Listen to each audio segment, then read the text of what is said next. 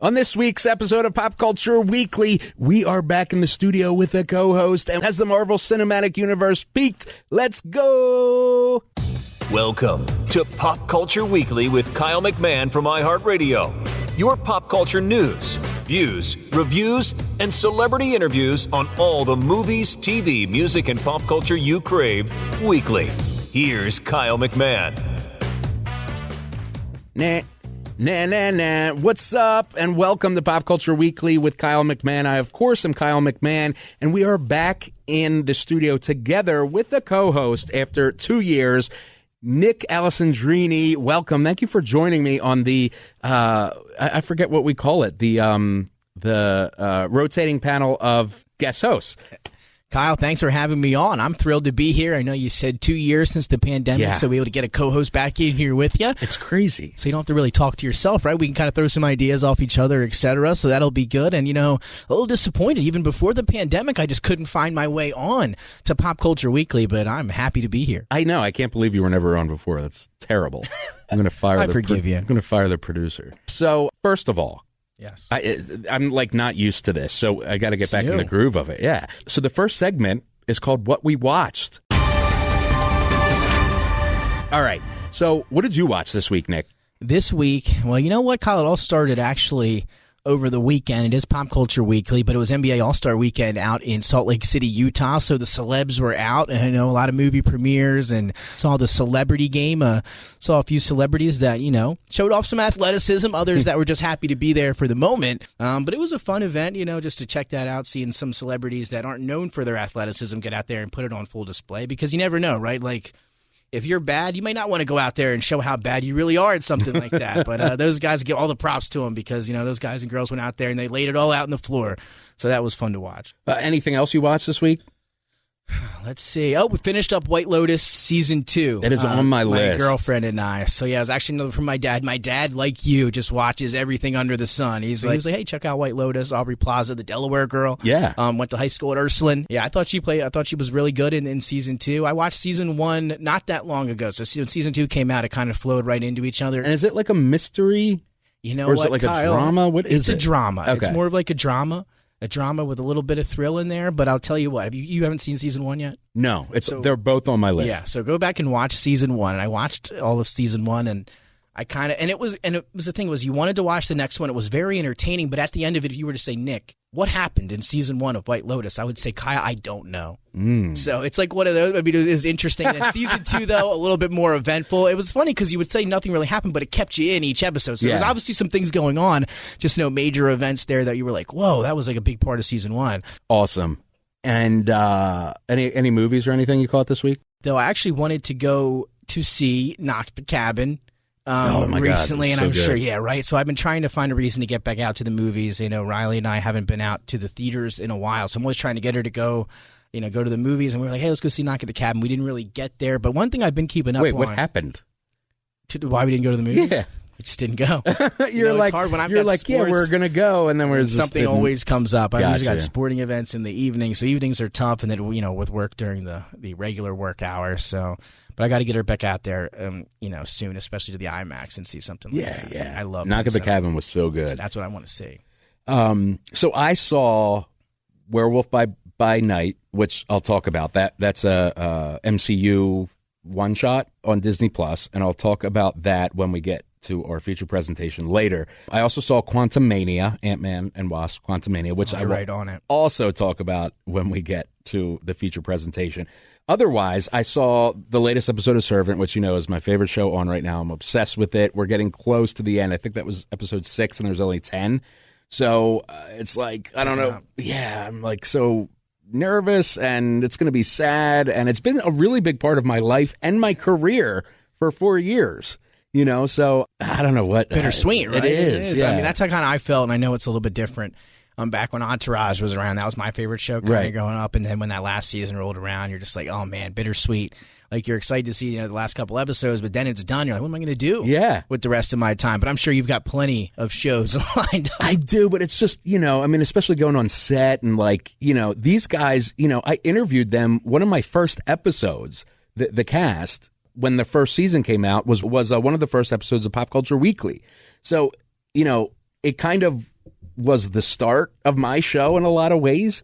And I was so just involved in it and loved it so much. And it's just, it's going to be sad. And I feel like I've lived with these people for 4 years, which similar probably to you with Entourage. That was like 9 years or something, right? It was. You get really close to the characters, but it's a whole different thing when you actually get to go and hang out with the characters outside of the show and, get to meet up with M. Night and go through the different, locations and settings and sets and everything else. I can't even imagine, what that would be like. So I'm sure it's going to be very bittersweet for you here in the next month. Yeah, I'm looking forward to it, but also not looking forward to it. So we'll see how that plays out. I also started, so there's this show called Twin Peaks, which is from, I want to say 1990. And it's like a weird, my three favorite shows are Lost, The X-Files, and Servant.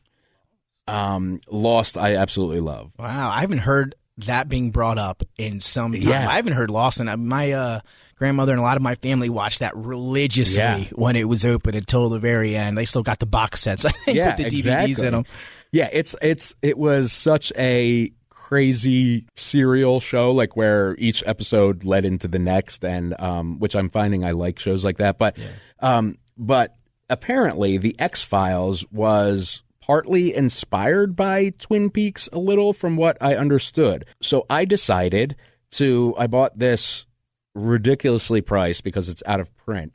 It was like $400 something for Twin Peaks from Z to A, which has like the 2 original seasons and the prequel movie, I guess, and the Twin Peaks The Return, which I guess is season 3, which came out like a few years ago on Showtime or something, and then like all this extra content. So it basically has everything that's ever been done on Twin Peaks. They only made a limited edition number of them, I think 25,000. So I had to spend like $400 something for this. But last night I watched the pilot episode, the first episode. It is so good. Really? It is really good. And there's so many weird characters. Like, everybody in this town is weird. And basically it revolves around who killed this girl, Laura Palmer.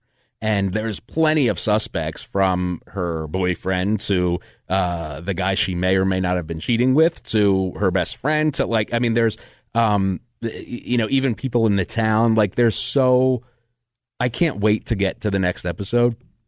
So these obviously all flow together, like you said. So is this season 1 all with that subject? Is that how it's going to get? Okay. Exactly. And correct me if I'm wrong on the X-Files. My grandparents, again, my family love the X-Files. They're from the South. They're in Florida. They still watch the X-Files right now down there in Daytona Beach. I'm sure they're watching it as we speak this week. But wasn't the X-Files, wasn't it on an episode-to-episode basis, or was that kind of the same thing? So X-Files was cool because it was mixed. They called it, they had the myth arc episodes, is what the fans called it, which is the mythological arc, meaning the ones that are connected to the overall mythology of the show. Then they had the MOTW episodes, which are Monster of the Week episodes, which are the ones that you could just watch. Just randomly sprinkled in there that are just random. Exactly. Gotcha. Like, if you missed that episode, you didn't miss anything to the overall story. So it was cool that it was a mixture of them, because if you liked the myth arc episodes, they were there every few weeks. If you liked the Monster of the Week episodes, they were there every few weeks. If you, like me, you liked both, you got them all. So which one did you like better? Did you like keeping up with it, or was there maybe one or two of the, ones of the week that you were like, whoa, those really stood out as individually great episodes? Yeah, there were a lot of great Monster of the Week episodes. And then the myth arc episodes were awesome because there was this whole mythology behind the show about this conspiracy from the government and extraterrestrials and like all this crazy stuff. And that's the kind of stuff that stands out to me when thinking back on the X-Files. Like you said, wondering as a kid, like you'd be on the TV, like, what are you guys watching in here? And then you'd be like, whoa, what was that? You're like, what is this show? Well, yeah, I agree with you there. It's had some crazy storylines over the years. And again, still one of the most popular shows probably out there. Yeah, ever. And, it was awesome. I loved, a few years ago, they brought it back. That's right. With the original cast and everything. And it was so cool to see these characters that I literally grew up with taking on today's world. You know what I mean? Because they had cell phones and stuff like on the original show. But like everything that was kind of unique and high tech there is like in the newer seasons, today, 20 years later or whatever it was, are like, oh yeah, everybody just has a cell phone. Obsolete. Exactly. Yeah. But anyway, yeah. So I watched Twin Peaks. I'm really excited to get in. In fact, like last night, it was like 2:00 in the morning, and I'm a night owl, so normally that wouldn't be a problem. But we had a in-person meeting today, which we never had. So I had to like get dressed and showered and all to come into the station. And so instead of like continuing to binge, I was like, no, Kyle, you can do this second episode tomorrow night, like be an adult. So that's what I did. I went to sleep, and I can't wait to jump into Twin Peaks episode 2. So that is what I watched this week. Now let's get into what's out this week. All right, what's out this week? So in music, Adam Lambert has a new album called High Drama, and Dierks Bentley has a new album called Gravel and Gold. Okay, so he is country. Okay, he has a new album out, so that's he just performed somewhere, one of the big events. I don't want to say the Super Bowl, maybe it was in the pregame.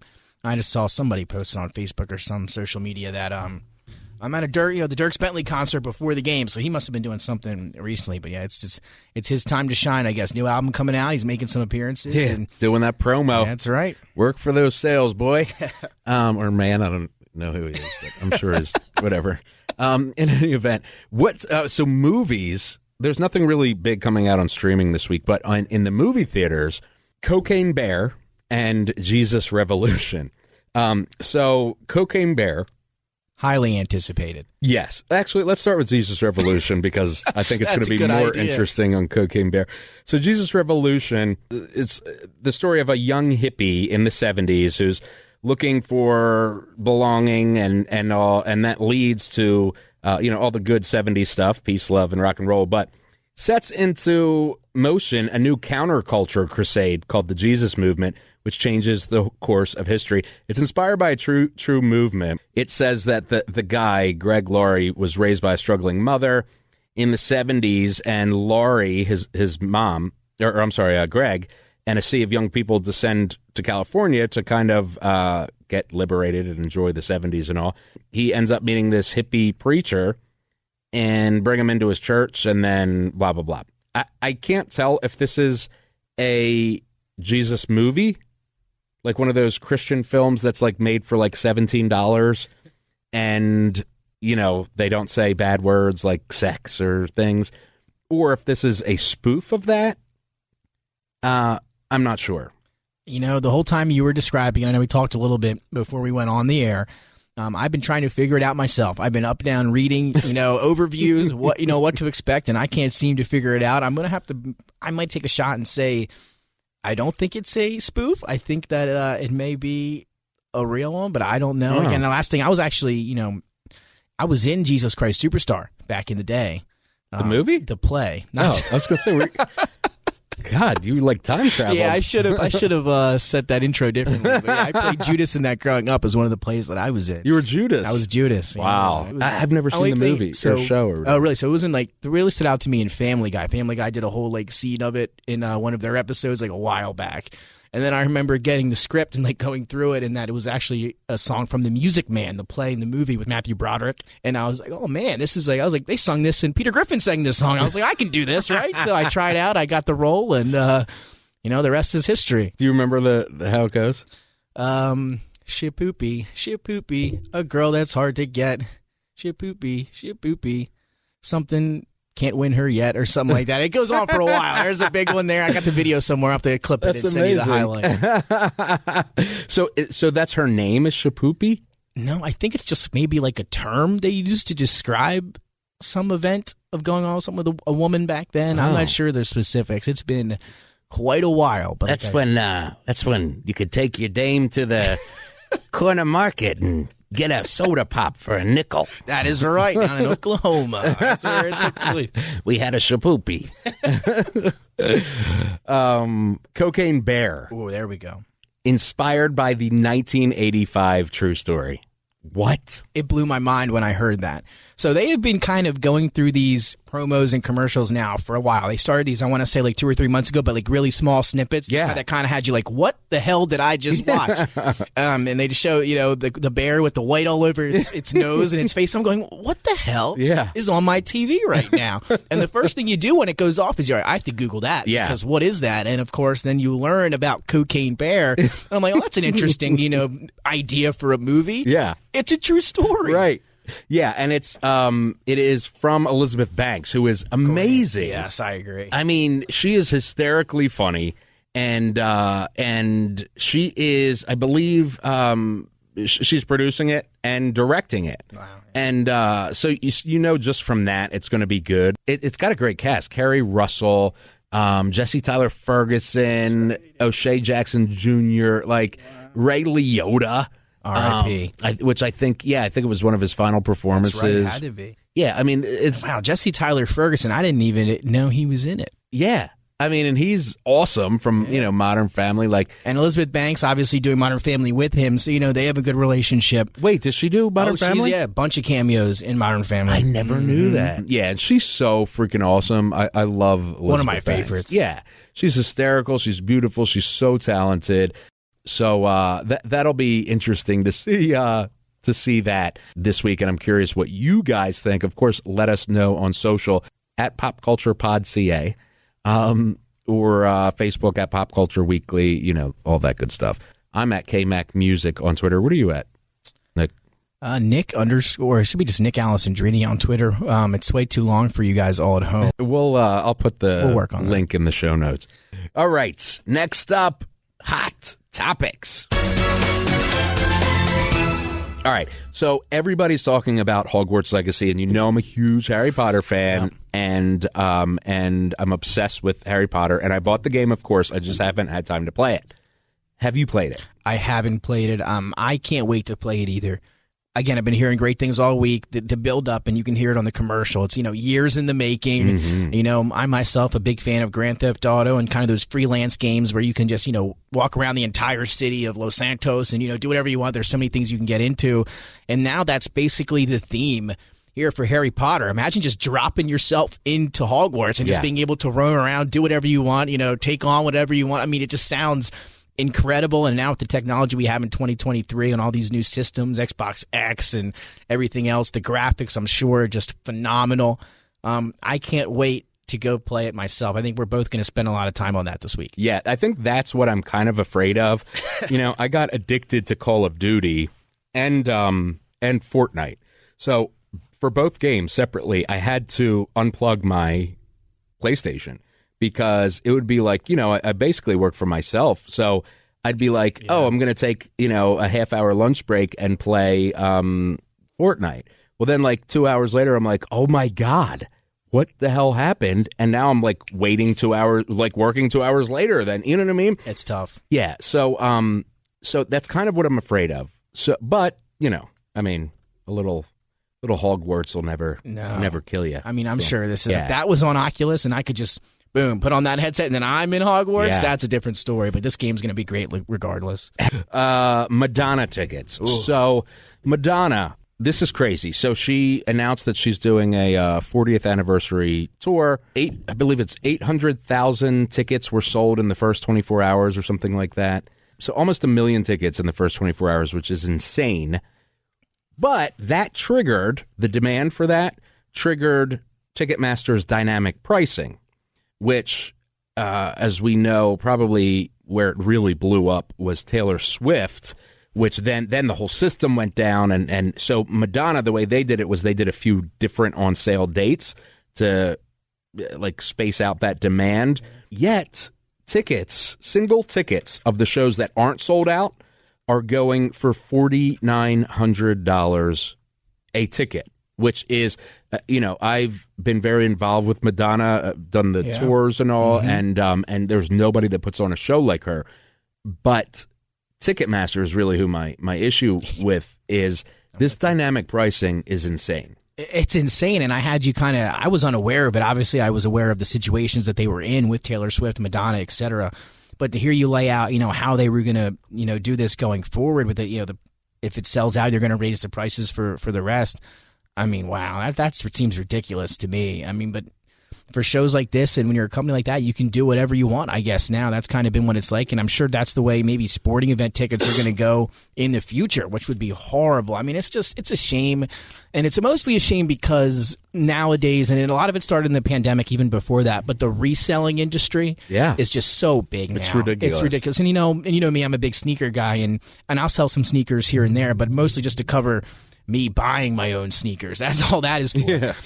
But that's the thing now. There's these groups designated to just trying to get these tickets just so they can resell them. They have no interest. They don't even know who the concert's for. Yeah. They're just spread out across the country. They have even software that allows them to do that. It's a big deal, and we saw it with Taylor Swift, and the prices now with this for Ticketmaster. Man, I just don't agree with it at all. It's ridiculous. And, speaking of those in-demand tickets you were talking about, who knows? I may be giving away 2 tickets to Taylor Swift on this show to go see the Eras Tour. Kyle, that would be... How'd you get those tickets, Kyle? Because I'll tell you what, listening to everybody, my sister spent all day with her and her family with different computers trying to get on there and get tickets. I will tell you, well, everybody listening...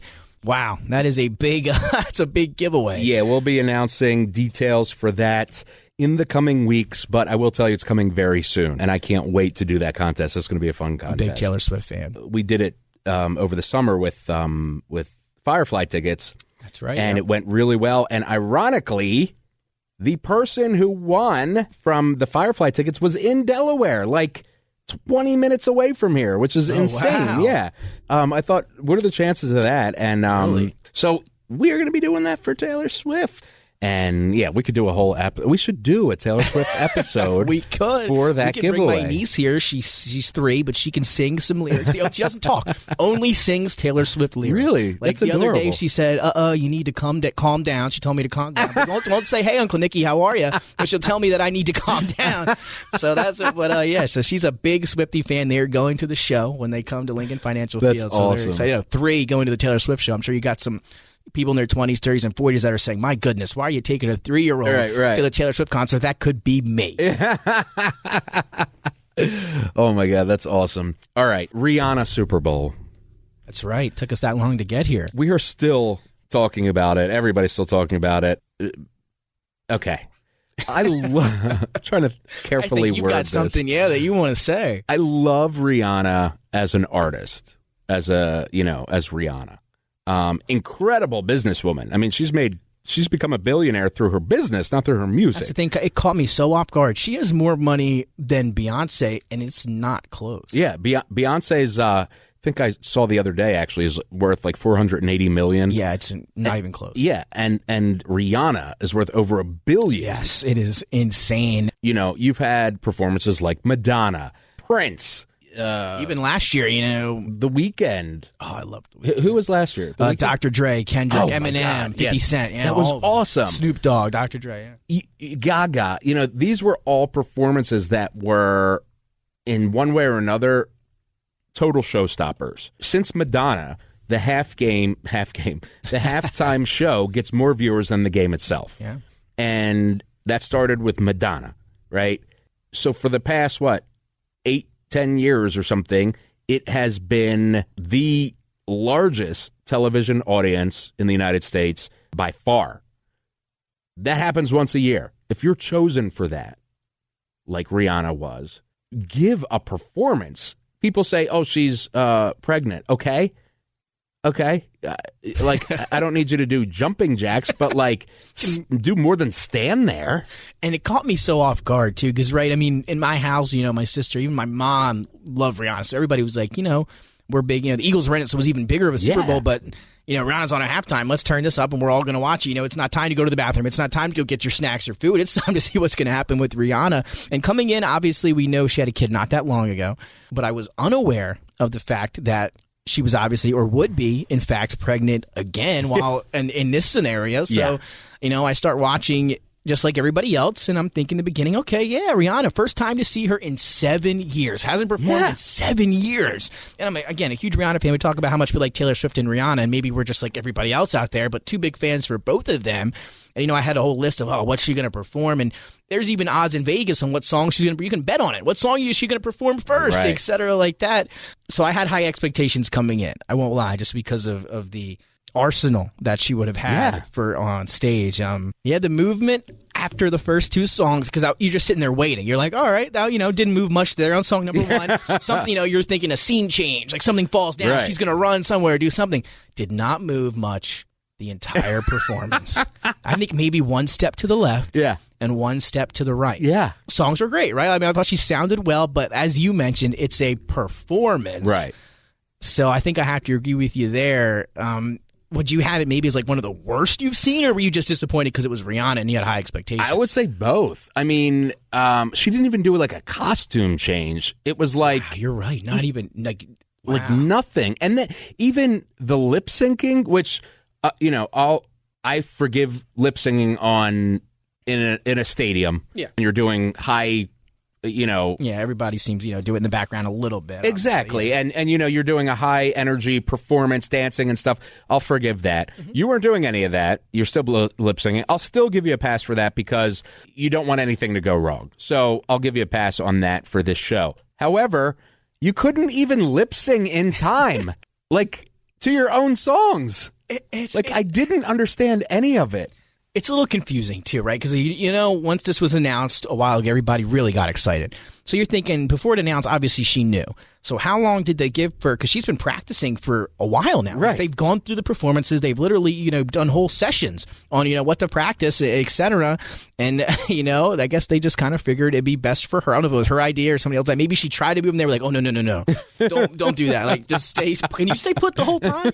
I doubt that was their first suggestion, but maybe something happened, or maybe it was just her idea. Yeah, I mean, she's never been, after all this, I was looking at YouTube videos and I realized she's never been she never danced. That's true. She was never really a dynamic performer, which is cool. That's fine if that's not your thing, but make some shit happen. You know what I mean? Like to you or with you or around you or whatever. And go ahead, I don't want to cut you off. No, that was it. And I think because they kind of try to play it off a little bit because they had they had her stand up and they put her up on the air. They were like, all right, how can we make her move a little bit without her actually moving? Right. So let's put her on a stage that we can just lift up. And it looks like, she's moving. And then another thing, if you're her, what made her want to do this performance? I mean, I know it's been 7 years. It's obviously the biggest stage ever, but it's not like it's the first time they asked her to the Super Bowl. It had to be multiple times, and she's probably declined, would be my guess. I'm thinking this probably was. I think it probably was her first you think so? Time, being asked. In fact, I was told from a pretty good source that Taylor Swift was actually asked at first this year. But she hasn't done it yet, She has not, but I have a feeling that Taylor wants to wait until she owns all of her albums because she's in the middle of re-recording them all. Yeah. So she's halfway done. So why would you go and promote all these albums you don't own when she could do it in 5 more years when she's done all the re-records and then do it? And again, if you're Rihanna, Taylor Swift, anybody that does the halftime, it's and I read a whole article about this. It's about, like you said, the viewers, the performance.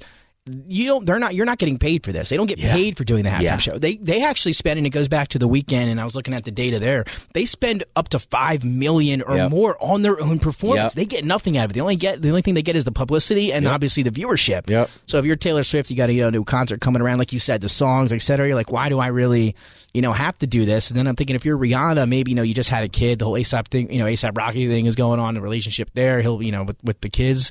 Maybe she just wanted to get back in the spotlight for a moment. But like I said, it's not like she hasn't been out of the spotlight. Maybe she just missed performing. I'm not sure maybe what the reasoning was behind her finally saying, yeah, I'll do it. The only thing I can think of is that because normally you would release an album or a tour or something around this. Sort. Exactly.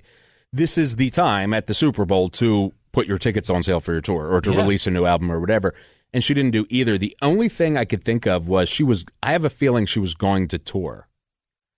But with the baby, that's the only thing that I could think of, that she was going to launch a tour with this and then had to cancel it because of the baby or the pregnancy. I mean, that would make sense, and that'd be a lot of stuff going on behind the scenes, and I'm sure that would suck for them, dealing with that.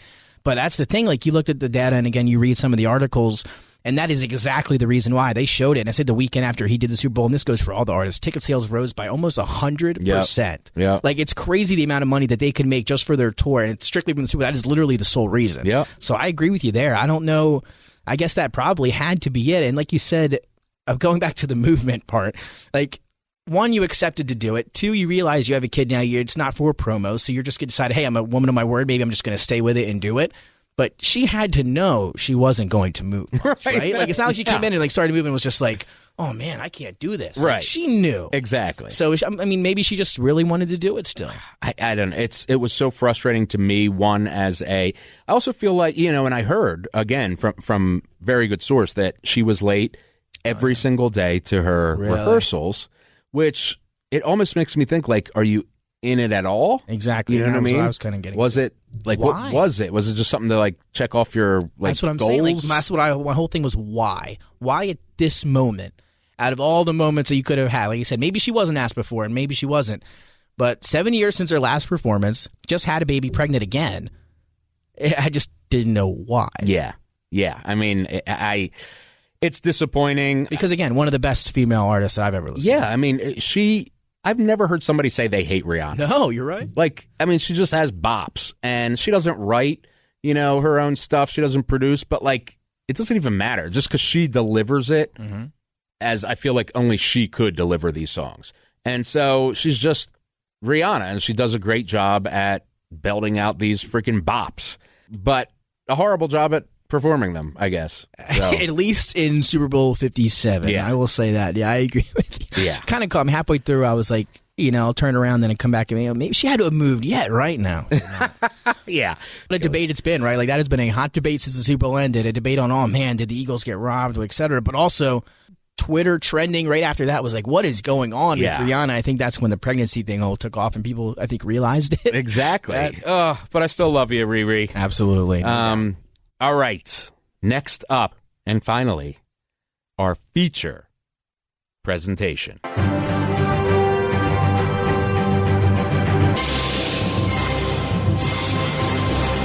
All right, our feature presentation is the Marvel Cinematic Universe in decline.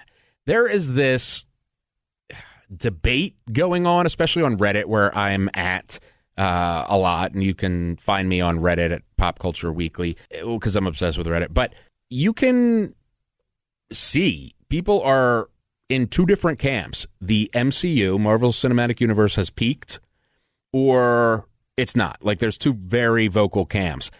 They are saying the MCU has peaked. People are saying that there is a decline in the quality and the box office of the Phase 4 movies, which are all the projects, which are all the projects that came after Endgame, and quality as well. My thing is, box office-wise, all of those movies after Endgame came out during COVID. So Black Widow was available, when it hit theaters, it was also available the same day on Disney+. Much to Scarlett Johansson's dislike. Yeah, exactly. And so, of course, a movie that's available for you to watch at home is not going to make as much at the movie theater when people are terrified at the time of going to movie theaters during a pandemic. And you have to pay for it. Exactly. Same thing with Shang-Chi, The Eternals, and I believe there was another one. Also, all those movies were missing China. None of them were released in China, which is a big MCU. Oh, yeah. It's a big market for the MCU. So you're missing China and you had COVID. I don't think the box office is something to worry about. Doctor Strange 2, Multiverse of Madness, which I absolutely loved, made almost $1 billion, which was like double the first Doctor Strange. And that's without China and kind of after COVID was just kind of peaking the third time or whatever. So I think if you added China back in there, it would have been an over $1 billion movie. Thor 4, Love and Thunder, made more than the third one. So, like, I don't think the box office is going down, and I don't think there's a quality issue. What do you think? So I definitely agree. We're in the same boat for the box office 100%. I think if you were to just look at the box office trend, across the board, not specifically the MCU, I think you'd see even a bigger drop-off amongst, other genres of film as well, just in terms of, I can't tell you the last time I went to the movie theater to not see, something in the MCU or something along those lines. Like, it's just not the same in terms of, I mean, I guess you can chop it up to the pandemic. You're absolutely right. In terms of quality, I don't agree with that either. So me and you, I think, are in the same boat for both of these. I think it's just, when you look at the MCU, and obviously you mentioned after Endgame, it's going to be hard once you drop a bomb like those two that has everybody in it. You get the best of all the worlds, a big movie, and then you're going to try to, roll out the other ones individually again. It's going to be hard, I think, to pick up the pace a little bit. But I think in terms of overall, I would have to say that the MCU is more popular films across the board. I mean, that's just it. Like, when a MCU movie releases that Thursday night, people are there, no matter what. I mean, you've got, the people are dressed up, they've got their accessories. That's just how it is. You just don't see the same thing for other movies now. Right. And some movies don't even, like you said, don't even go to theaters. They just come straight now. You got HBO Max, etc. It's just a different world. In terms of quality, I'm with you there too. So I just think it depends. We're going to be seeing so much more of these movies as we go on. It all depends on, like you said, the timing, etc. And once they put them all back, they do a little bit of time where they go individual movies right down the road for the next couple of years, and then bang, they're together again. There's a collaboration of some sort, and those were the big ones that people really get excited for. Yeah. So I'm agree with you on both of those. I don't see a lack of box office or lack of quality. Maybe just a little bit of a downtime, I guess, recently. And again, it's personal preference. Like, obviously, you don't feel that way. I don't feel that way. Yeah. I mean, so Marvel Studios, and when it started all the way back when, that was like 15 years of building up to Endgame and Infinity War. So you even had the giant Avengers movies in between in like the phases. So you'd have phase 1 movies, and then that would end with a bang with the Avengers. And then the phase 2 movies would end with a bang with like Avengers Age of Ultron. Then the phase 3 movies ended with this gigantic bang of Infinity War, and which was a culmination of all of those first 3 phases. That took 15 years to do. And it's not going to continue to be $3 billion movies when you're starting kind of over again with phase 4. Like, now you're introducing new characters, Shang-Chi and Moon Knight and all these people, where it's going to be a build-up again to something huge, And that's the thing. There are two parts of this. One is the comics, right? Never-ending almost. Like, there are so many storylines and characters. You could have movies for the rest of time. You just could, the way that they do it. And that's another thing good for business, right? They've got so many ideas in different ways just from the comics alone. They really don't even, and they do a good job of writing their own stuff, but they technically don't really have to. Yeah. Because there's so much storylines and stories that they can just go to and kind of go there. And then you look at the actors, right? And over the years, maybe when this first started 15 years ago, it wasn't that cool to be a superhero, right? I mean, it was cool, but like, it's a kid thing. Oh, I don't want to, this kids watch superhero movies. That completely changed everything. Yeah. Like, it is like an adult thing now that kids like. Exactly. Like, that's what it's come to be. And then you look across the board at the actors now that are all part of the MCU. I mean, it's unbelievable. Yeah. I mean, you talked about it. You watch Avengers Endgame, and you're like, oh my God. Chris Evans, Tom Holland. Exactly. Robert Downey Jr. Like, oh my goodness, who would have thought 20 years ago you would have this much talent in a superhero franchise? Right. And it's just, every movie has a star-studded cast. And when you have that many stars in a film, odds are it's gonna be pretty good. Yeah, and a lot of these stars were made by Marvel Studios. Yeah. You know what I mean? I mean, from my understanding, Robert Downey Jr.'s career had kind of peaked when the first Iron Man came out. And Iron Man at the time was like a C-level character. You know, he wasn't like Batman or Superman or Wolverine or whatever. Right. And it ended up becoming this huge hit, made him like he was a so big, good at that role, man, wasn't he? Perfect. Oh, but man. it, kind of revitalized his career. Tom Holland, I mean, he was doing like small kind of, he did Billy Elliot. I love that movie, which is like a little. And he was in dance musical. It was great in Uncharted after the whole thing too. But like, that just shows you like how he can go, from one hits of Spider-Man, and then you can see, he can even go off Spider-Man and do a movie that's not absolutely. Yeah, I mean, and then they even bring in people that like you said, to your point, that are like Harrison Ford just joined the MCU. He's going to play the president in the upcoming Captain America movie. Like, wow. It's just like the level of people, Angelina Jolie in the Eternals, like, you're getting Oscar-winning talent to join these movies, which a lot of people think are like, oh, that's, like you said, like kid stuff or whatever. Well, the money is showing, and the seats, go to a theater at an MCU movie and see, it's, 90%, I'd say 21 to 45-year-old males. You know what I mean? Like, and you mentioned Angela Jolie and company. It's not the movies or the franchises or the studios. They're not begging them to do these movies. It's the other way around. Yeah. They want to get into this. And I'll tell you another city organization that's really happy with what the MCU has done in the last 15 years, and that's Universal Studios. Oh, yeah. So back in the day, before all this stuff came out, you had the Tobey Maguire Spider-Man, etc., and I was like, oh man, I'm so excited. You only had a few films that you could go there. Sony, exactly right. That you could really, oh man, they got all this stuff. Now the fandom has just been built back up so much that place is mobbed. You got Universal? the Hulk movies, Spider-Man, and again, Fantastic Four coming out again in 2025. I'm sure they'll add on to that. But it's just like, I'm sure their sales have just skyrocketed with the success that all these movies have had. And what's crazy about this? So before any of the MCU happened, Universal bought the rights for the theme park. Now Disney owns these characters and movies. You know what? That is such an interesting thing. So here's how the contract is. I think it's from the Mississippi River to the east, Universal has the rights to use these Marvel characters for theme parks, and to the Mississippi West, Disney does. So if you go to Disneyland, they have like the Avengers headquarters and all that stuff.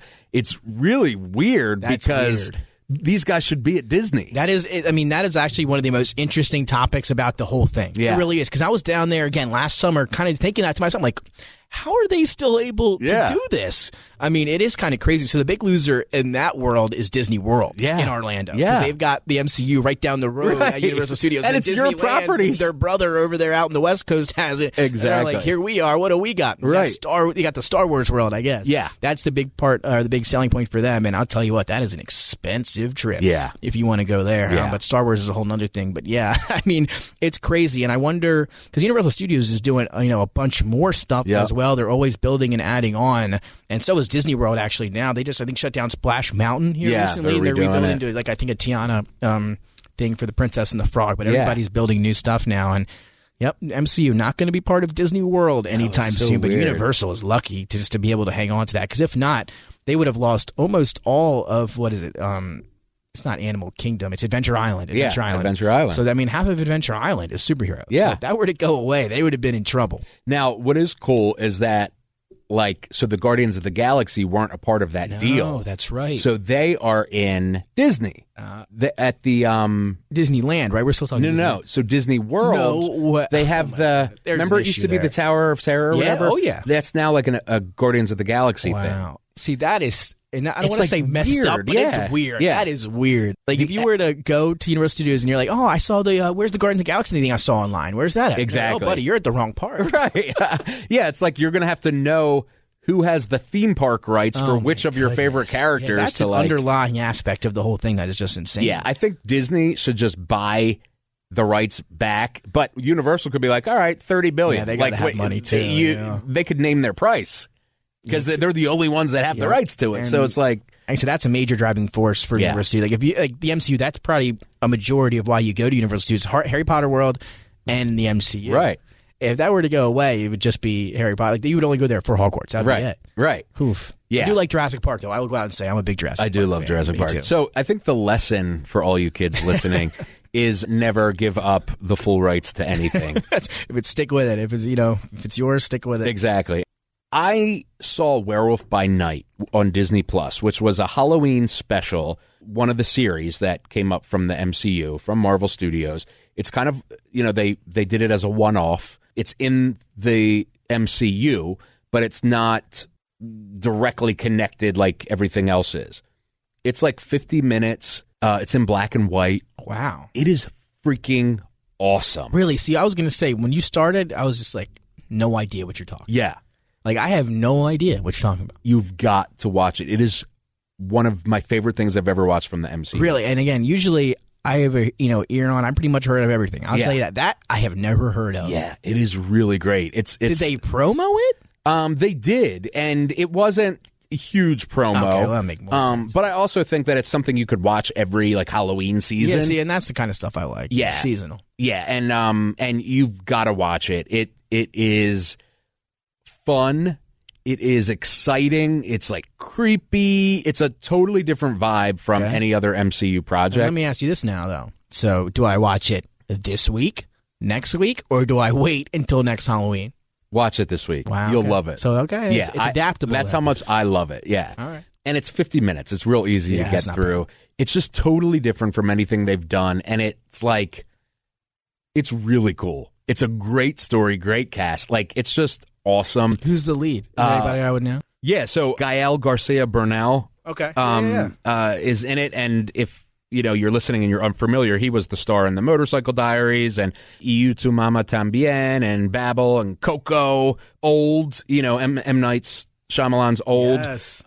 He's great, and he's awesome in this film, or special, whatever and again, it is. It takes back to the point I was making earlier, was that the MCU is almost infinite. Yeah. Right? Like, I'm looking at this now. The first appearance for this was back in 1972. Of Werewolf. Yeah. Yeah. 1972. Like, there's stuff that goes back. I'm sure there's a superhero none of us have even heard about yet. Yeah. That way making its debut in the MCU, Absolutely. Coming up. And that's just, that's why they are going to continue to have the success they're having, whether me, you, or anybody else thinks that they're lacking quality or box office.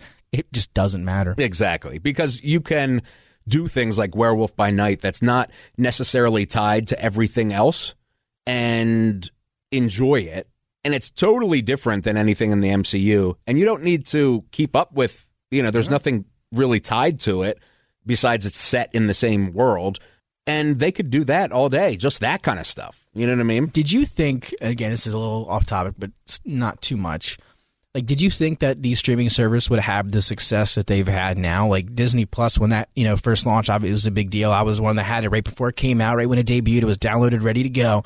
But wow, I mean, they are, I want to say, making tons, just absolutely tons of money, but they're keeping up with the content, like the amount of content that they're able to put on there. Like, if there's one of your favorite Disney movies, whether it's a kid movie, MCU, anything, there's spin-offs of something. Yeah. Oh, like, yeah. My, how big fans we were of Up when I was growing up. Yeah. And then, my niece loves the movie Up, and now she's a huge fan of the Doug days because they did the whole spin-off with the dog that can talk. Right. I mean, it's just, there's an infinite list of things you can get into and watch on these streaming services. I mean, Disney Plus has been a blessing, absolutely. But I mean, I can only imagine the success that it's given Disney. So, believe it or not, they've actually been losing money, Disney Plus. All of the streamers have, because they were in a war with each other on content. Yes. So they were all, but when Disney Plus launched, and I love Bob Iger, who was the CEO, and then he stepped down to retire, and now he's back as the CEO because the last guy sucked. But so time to get Buck out of your retired, buddy. We need you back at work on Monday. Exactly. But he had said when they announced Disney Plus that it's not going to be profitable until 2024. Yeah. And the reason for that is because they were spending, I forget, like $15 billion a year or something. You're right, though. You're right, and I mean, because they had to build it up. I can't even imagine. We talked about the content; they're creating all of these themselves too, Yeah. like all these spin-off shows that they have to pay for to make. Yep. So I get that 100%. But again, so much content, and I'm sure the winners is all of us out here that get that. Absolutely. And at the end of the day, 2024 is next year. So if they're going to be profitable in 4 years, 5 years, well, for the rest of the streaming service's existence, you're probably going to be profitable. And it's only going to get better, right? Exactly. Like, I'm sure they're only going to get more contracts and more Exactly. content. And their content, exactly. Their library is going to continue to grow every single year. So, and, Disney, for me, is one of those they call it like a 4-quadrant thing where it hits men, it hits women, it hits young, it hits old. I love Disney Plus because there's always something cool to watch. I watched this Chippendale Rescue Ranger movie a couple weeks ago. Stuff like that. Did you see that movie? I haven't seen that one. It's kind of like a brother to Who Framed Roger Rabbit. Oh, so it's the exact same vein, but with the Chippendales. Like, I watched that and I was like, this is kind of adult, but it's also dealing with like Disney character. I'm like, this is awesome. Then I can watch my Star Wars, then I can watch my MCU. And that's the thing, Nat Geo has awesome content. It's just like, there's always good stuff for me on Disney Plus. Yeah, I have to agree with you there. So, yeah, I mean, plug. There it is. Plug Yeah, for you. Disney Plus.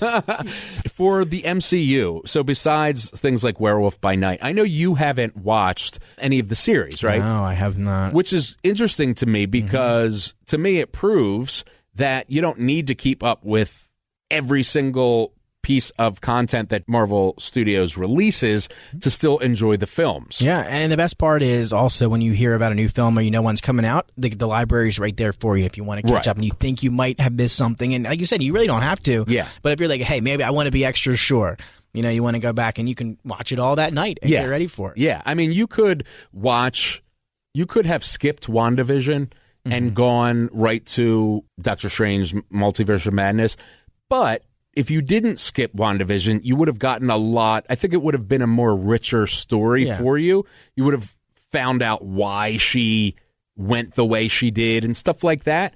But if you're watching Doctor Strange 2 and you didn't see WandaVision, you should just be like, she's jaded or she's hurting, you know? Yeah, and that's the thing. And like I'm kind of more like you, I think, in that aspect where I will go back because for me personally, I have to I don't know why, but I have to know why everything is going on. Like I always be like, you know, why did she do that? And then it's so funny when you miss something like that and then you go back and like you see it over the years, nothing specific. And you're just like, oh man, that's why this happened. You know, back then you can kind of piece it all in your head together. So yeah, I'm the same way. I like to know why they're there, what they're doing, you know, why she feels that way at the beginning of the movie, etc. Yeah. Yeah. And like, you know, Loki essentially set up really the rest of I feel like Loki set up phase 4 and all the movies that have, you know, projects that have come after it, because that really set up the multiverse, set up Kang, who looks like is going to be the new Thanos, you know, over the next 10, 15 years or whatever. And, you know, that's led directly into so many of these other movies. Like I saw Ant-Man Quantumania over the weekend, and Paul Rudd, another big one. He's so awesome, yeah, and he's Paul so Rudd. Great. Now so Ant-Man Quantumania for me, I loved it. The first third was a little like I feel like they could have cut some of it, but I still overall loved it. However, it is a tonal shift. So the first 2 Ant-Man movies were kind of like little heist movies. This is like a big giant like sci-fi movie. And, you know, and it's got Michelle Pfeiffer and it's got Michael Douglas. You know, it's got all these great actors. And Jonathan, what's his name, as Kang is absolutely incredible. But it is for me, it's another great entry into the MCU. You know, another great chapter. And it opened up, you know, to the box office haters that are saying it's in decline. The first 2 Ant-Man movies came out in the summer and opened in China. This last movie, Ant-Man and Wasp: Quantumania, did open in limited theaters in China. However, it opened up in February, which is like a no man's land for movies, and it still made $30 million more opening weekend than the previous one. So, like, how are you saying the box office is going down? It's only going up. And even like as opposed to other movies, I just feel like with this specific genre, in the market will always be there. I just don't think it just has, in my opinion, a lower floor and a higher ceiling almost than any other genre, any other, you know, type of movie we're going to see. And I know we've got the Oscars coming around March 12th, I think, in a couple of weeks. I'm sure we'll talk about that maybe some other time. But like, to me, there are some great movies that are obviously going to be nominated for Oscars. I'm not sure. I think Black Panther might be nominated. She deserves this. Black Panther. So Angela Bassett, who plays T'Challa, Black Panther's mom, is nominated for Best Actress. Yes, which is crazy to think that a comic book movie. Yeah. I mean, think about how far actress. that has come. Yeah. Like, that would have been laughable 15 years ago. Exactly. And I hope she wins it, because it is the whole Black Panther Wakanda Forever is about a mother losing her child. It is heartbreaking. The whole movie is about loss and grief and how you try to pick up the pieces and you know, continue to live your life. How? And she is incredible in this film, and I hope she wins it. Yeah. And to your point, I mean, honestly, in a lot of the movies we see in the MCU, it does give you that emotion, right? Like, it's not just an action superhero movie, hey, we saved the day. There's always an aspect of, an emotional aspect to them, that really can hit you deep sometimes. And that they do a great job of that. And I think that, a lot of that has to do with the actors that they get for it. I mean, Paul Rudd is Ant-Man. I mean, does it get much better than that? Yeah. I mean, if you were to, and again, no offense to Ant-Man, did you hear of Ant-Man before the MCU universe? Have you ever heard of it? No. See, I had no idea that he was even a superhero. And then they go out and you get Paul Rudd, and next thing you know, oh man, Ant-Man, getting no movies. And I think he was just the perfect fit for that. But even if it was like any other actor, who knows? I just think Paul Rudd was a great fit for Ant-Man. Yeah, they do a great job of casting. They really do. I mean, Tom Holland for Spider-Man. Perfect. I thought after, because I was a huge Tobey fan, like not even for just Spider-Man. Spider-Man was my favorite movie for the Sony Spider-Man. Like growing up, I had my birthday party there with my kids from school. We all went there like over the years, like 1, 2, 3. Like I was a huge Tobey Maguire fan. And then, coming around, like when the first Spider-Man comes back out, you're thinking, just for all of us that were this age, right? And you're like, I guess we'll give it a chance. But, Tobey, that Spider-Man was probably so much better. And then you go out and sit and you're like, wow, Tom Holland was a perfect Spider-Man. Because Spider-Man was a high school, kid. Yeah. Tobey Maguire, love him to death. One of my favorite actors. He looked a little bit older than a high school kid in that movie. Tom Holland looked like he was a high school kid, like right to the T, like right where the comics were. And he has that personality. Great. He was great. Yeah. I just thought they did a great job. And, he was perfect for that role. I think, Chris Evans, Captain America. You can go right down the line. Yeah, they're all literally, I can't imagine other people playing them. And again, that's what I'll stay with this. The best one to me, again, and we talked about it a little earlier, that's Robert Downey Jr. I thought he was spectacular. And I think he just helped elevate the whole MCU to what it is today. I mean, without him, who knows? Exactly. And you were speaking of emotion. We were speaking of emotion. When I saw Guardians of the Galaxy 1 in the theater. Now, me too, I was a huge comics fan growing up, was a huge Marvel fan, and had no interest comics-wise in Guardians. So, I just ignored their the space story thing lines. about it. But you're right. I was the same way. I had no idea about him. Yeah, when they announced this movie back when, I'm like, oh, whatever. Mm-hmm. Then when I saw the trailer, like I was telling you about, first 30 seconds, I'm like, okay, this looks good. Right. So for me, it was the cast. Yeah, I agree with you. Yeah, I mean, yes. So I go and see it, and I literally thought to myself as I'm watching this movie in the movie theater, I thought to myself, I bet this is how people felt in the 70s when they first saw Star Wars on the big screen. Yeah. Like, I just had that feeling of like, wow, this is really cool, and it's a good movie, and you know what I mean? I just had like that warm feeling, and then I'm like, that's why this universe works. I mean, they did such a good. I mean, they hit it at every point in the beginning, right? And obviously, you can talk about the tail off, et cetera. And again, we don't agree with that, but they got off to such a strong start with everything. I mean, all of the early movies. Like, if you were to think of like the first movie of every franchise, you're thinking, wow, those are like box office, hits. Yeah. And one of my favorite, maybe one of your favorite movies of all time and stuff.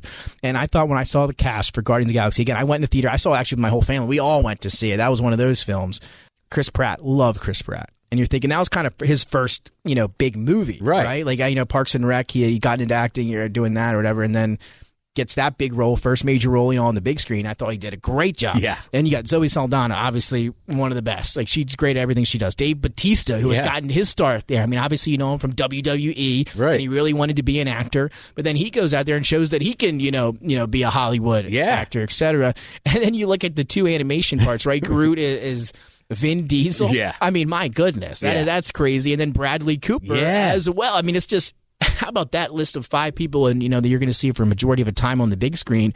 It's hard not to like a movie, no matter the concept. Yeah. When you have some characters like that all flow as well together, and they're all, as good as they are, done it as long as they've done it. They just had a great recipe for success. Exactly. And even the newer characters that they brought in in this Phase 4, Shang-Chi is one of my favorite Marvel MCU movies ever. Yeah. It is so good. Moon Knight. Underratedly too, right? Because that was kind of one that people didn't know a lot about. Yeah, and then it came out during the pandemic. You give it a chance. You just have to go see it. And then, Moon Knight, who obviously made his debut on Disney Plus. Such a crazy character that I had seen in the comics but didn't really know a lot about.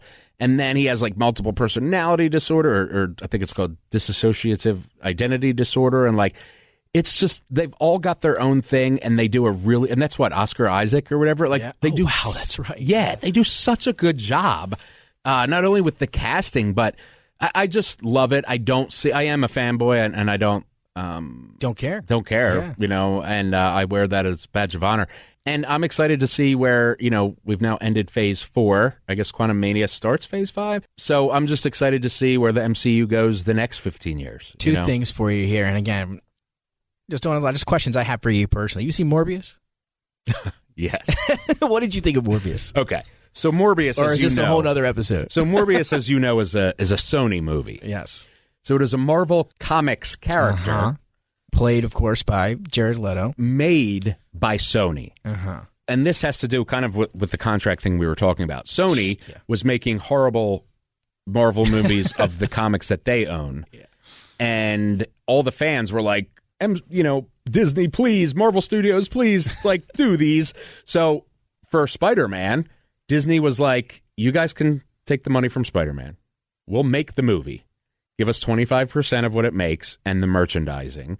And that's a big part. You can take the 75% of the box office, which when you're talking about billion-dollar movies is a lot of money. Yeah. But that's how much Disney, I think, Marvel Studios cares about these characters for us, the fans, is they're like, look, you guys have tried a lot. Let us do it now, And but part of that was that they get to use the MCU's Spider-Man in their own Spider-Verse of Sony movies, which have nothing to do with Marvel Studios. So then you get something like Morbius, which seemed really good on paper. Right, and even some of the trailers, like, again, Jared Leto's been in a different things. He's done some different characters. Obviously, he was upset with the whole Joker thing, how he didn't get, that next role because, he was promised that, etc. And now he comes into Morbius. So he kind of, like, jumped at the opportunity. We're like, hey, if I'm not going to be the Joker, I want to be in, the superhero universe somehow. Yeah. And then, I'm thinking maybe I'll watch that film. That was my thought kind of going in, but interesting, right? Yeah. It was very interesting. And then, because it became this huge meme online, Sony ended up not realizing people were making fun of it as a meme. They re-released it, and it did even worse the second time. Oh, man. And it's like, I tell you what, Jared Leto's had I want to say bad luck, too, but...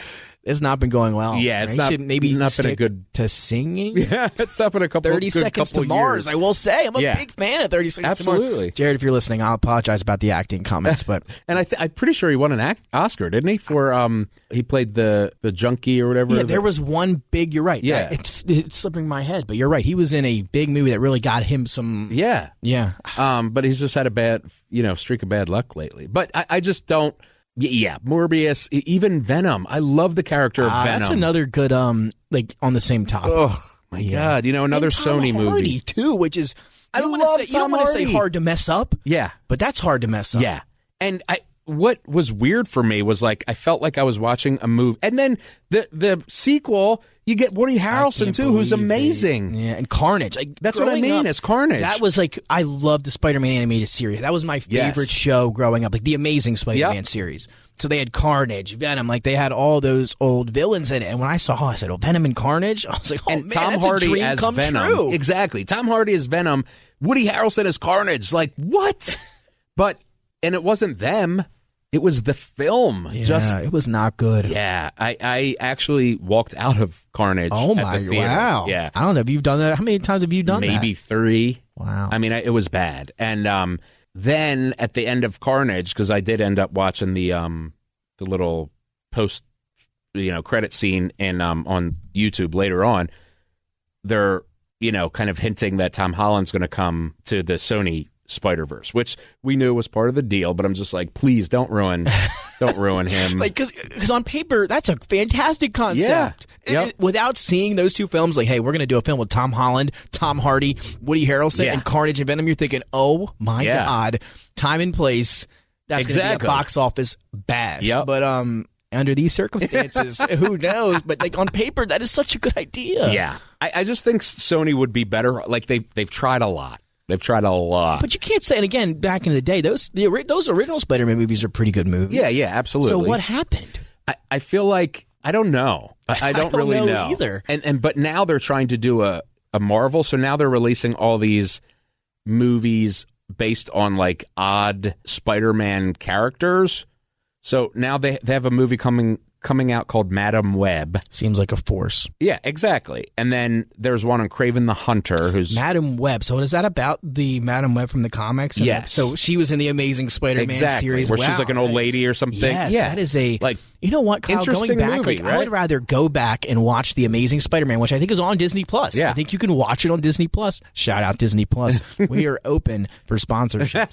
But I will tell you, that is one of my favorite series. She was in that, and that's why the content is endless because the comic universe is endless. Exactly. But could you imagine if you were a studio? Mm-hmm. Could you imagine being like, we're going to make a movie all about Madam Web?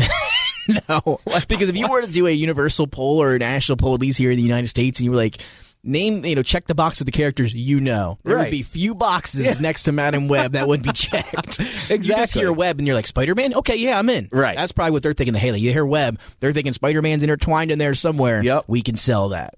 Yeah, and this is about like an old lady who isn't she blind or something? Yeah, and she I think it's like a time traveling type thing. I think she can like go back or forward into time and like put him in different situations. Gotcha. I guess. Yeah, it's so weird, very weird. And like, why? So they're making a movie on that. They're making a movie on Kraven the Hunter, which seems cool, but like Kraven the Hunter done that before. I don't think not so. like a real film, not like a live action. Another part. So looks like they're taking the Amazing Spider-Man animated series and looks like they're branching off of that. Yeah.